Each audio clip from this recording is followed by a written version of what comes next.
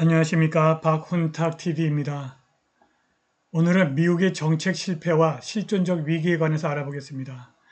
미국이 소련 붕괴 이후 미국 요새 포트레스 아메리카에서 제국 우선 엠파이어 퍼스트로 정책을 선회했습니다. 이러한 정책 실패가 미국을 실존적 위기로 몰아가고 있습니다. 러시아가 니카라구아에 순항 미사일을 설치할 것으로 보입니다. 방송 전에 한 말씀 드리겠습니다. 여러분들 잘 아시다시피 제 방송에는 광고가 잘 들어오지 않습니다. 들어와도 단가가 낮은 광고만 들어옵니다. 여기 후원 계좌 있습니다. 자율 구독료 부탁드립니다. 구독, 좋아요, 알람 설정 부탁드립니다. 1991년 소련 붕괴 이후 미국 외교 정책이 전부 실패했습니다. 이란, 이라크, 아프가니스탄, 우크라이나, 니제리에서 미국은 외교 정책 목표를 달성하지 못했거나 못하고 있고 대만에서도 그럴 공산이 큽니다. 도대체 왜 1991년 소련 붕괴 이후 미국의 외교 정책은 실패를 거듭할까요? 미시간 출신의 이선 하원 의원이었고 레이건 대통령 시절 관리예산국장을 역임한 데이빗 스탁만은 1991년 소련 붕괴 이후 워싱턴이 얼마든지 제1차 세계대전이 발발한 1914년 이전 스테로스코 앤티로 돌아갈 수 있었으나 그것과 정반대의 정책을 취했다고 말합니다.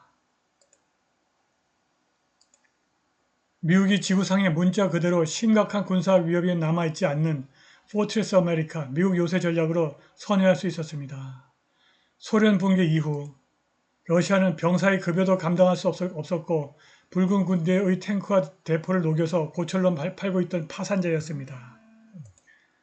중국은 경제적, 정치적, 문화적 약탈에서 막 벗어나고 있었고 부자가 되는 것은 영광스러운 일이다라는 등소평의 선언을 받아들였습니다. 소련은 붉은 군대의 재정 붕괴와 중국의 수출 중상주의와 붉은 자본주의의 길을 선택한 것은 심오한 의미를 갖습니다.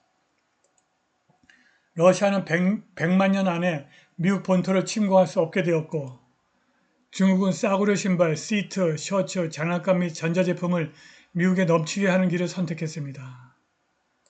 한마디로 신이 미국에게 주신 원래의 선물 즉 대서양과 태평양이라고 하는 거대한 해자가 미국 국가안보의 초석이 될 수 있었습니다. 1991년 이후 미국 본토에서 재래식 군사 공격을 가할 수 있는 능력을 가진 국가는 지구상에 없었습니다. 냉전이 끝나고 소련이 1991년 지구상에서 자치를 감췄을 당시 불변 달러 국방 예산은 2022년 6,600억 달러였는데 만약 워싱턴이 포트레스 아메리카, 미국 요새 국가안보 정책으로 선회했더라면 국방 지출이 연간 5천억 달러 또는 그보다 훨씬 더 적은 금액으로 축소될 수 있었습니다. 그러나 네오콘이 지배하는 제국주의 워싱턴은 반대 방향으로 나아가 사실상 엠파이어 퍼스트, 제국 우선 정책을 채택하게 되었습니다.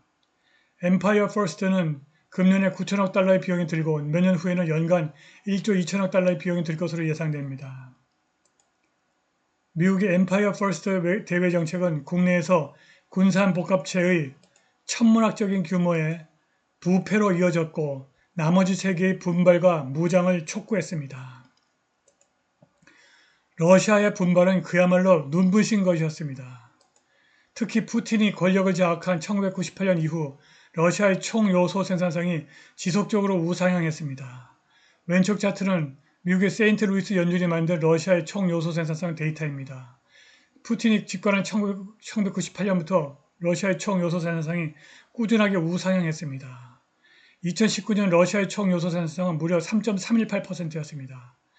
지금은 러시아의 GDP가 글로벌 10위권에 진입했습니다. 미국의 총요소 생산성은 2019년 1.6%에 불과합니다. 바로 이것이 푸틴에 대한 러시아인의 압도적인 지지를 설명합니다. 뿐만 아니라 미국의 엠파이어 퍼스트 대외 정책이 러시아에게 극초음속 미사일 개발을 촉구했고 미국은 러시아의 극초음속 미사일을 요격할 능력이 전혀 없습니다. 미국이 앉아서 당하게 된 것입니다. 미국의 실패한 엠파이어 퍼스트 대외 정책이 우크라이나를 실존적 위기로 몰아넣고 있습니다.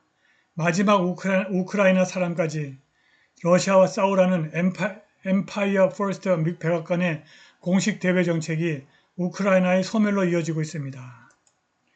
바흐무트 전투에서 키예프를 위해 싸운 전직 미군 병사들은 우크라이나 신병이 최전선에 도착하고 수시간 만에 전사한다고 말합니다. 한 우크라이나 시민은 최근 워싱턴 포스트에 자신이 사는 마을의 군인 대부분이 전장에 도착한 지 2, 3일 이내에 사망한다고 말했습니다. 많은 젊은이들이 전쟁에서 살해당하는 것을 피하기 위해서 징집관을 매수해서 병역을 기피합니다. 부패가 너무 만연해서 젤렌스키가 모든 징병관을 해고하고 수십 명의 공무원들을 기소하기로 결정했습니다.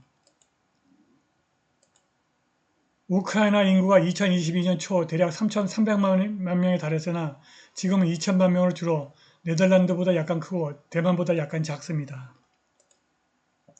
세르게이 라브로프 러시아 외무장관이 인터내셔널 어페어스 저널과 인터뷰에서 우크라이나에서 나토의 대리전이 벌어지고 있기 때문에 모스크바의 핵 억제력이 필요하다면서 나토와 모스크바 간의 직접적인 충돌이 핵전쟁으로 이어질 것이라고 덧붙였습니다. 그는 나토가 키예프를 지원함으로써 잠재적으로 핵 분쟁을 유발할 수 있다고 비난했습니다. 우크라이나 분쟁의 핵 맥락에서 큰 위험은 미국과 나토 국가들이 연결되어 있는 것이라면서 라브로프는 대결을 준비하는 과정에서 핵 보유국 간의 직접적인 무력 충돌에 연루될 위험도 있다. 우리는 이러한 사태가 예방될 수 있고 예방되어야 한다고 생각한다고 말했습니다. 러시아의 미국 패권에 대한 도전이 아프리카 니제리에서 시작되고 있습니다.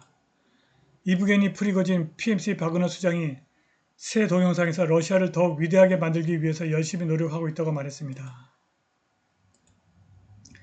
그는 바그너가 아프리카가 더욱더 자유로워지도록 돕기 위해 노력하고 있다고 덧붙였습니다. 이 짧은 동영상은 월요일 온라인에 등장했고 분명히 아프리카에서 촬영되었습니다.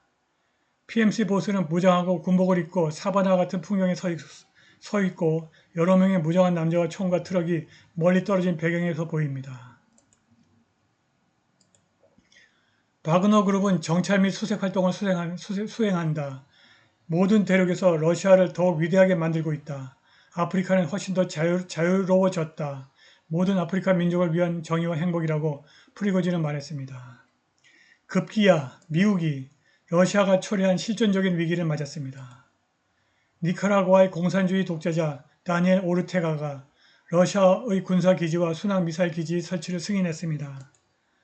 러시아 국영 뉴스 사이트 아비아 프로에 따르면 이 법령이 8월 21일 월요일에 서명된 것으로 알려졌습니다. 러시아 뉴스 사이트는 니카라과와 워싱턴의 거리가 3,000km에 불과하다고 강조합니다. 이런 근접성으로 인해서 니카라과에 배치된 미사일은 미국 수도에 즉시 도달할 수 있다고 러시아 웹사이트가 경고했습니다. 다니엘 오르테가의 법령은 아직 공개되지 않았기 때문에 니카라과와 러시아의 파트너십에 관한 정보를 완전히 검증하기 위해서 더 많은 세부 정보를 수집하기가 어렵습니다. 그러나 러시아 주재 니카라과 대사 알바 아주세나 또레스 마지아의 최근 성명은 다니엘 오르테가와 푸틴의 군사적 파트너십을 암시했습니다. 이 사건에 대해서 백악관이 러시아에 어떻게 대응할지 현재로서는 알려진 바가 없으나 이는 1962년 쿠바에 설치된 미사일 위기와 흡사합니다. 당시 케네디 대통령이 터키에 설치한 미국 미사일을 철수하는 조건으로 후르시초프가 쿠바에서 미사일을 철수했습니다. 푸틴이 우크라이나 분쟁의 종식을 조건으로 니카라과에서 순항미사일을 철수할지 귀추가 주목됩니다. 오늘 방송은 여기까지입니다. 감사합니다.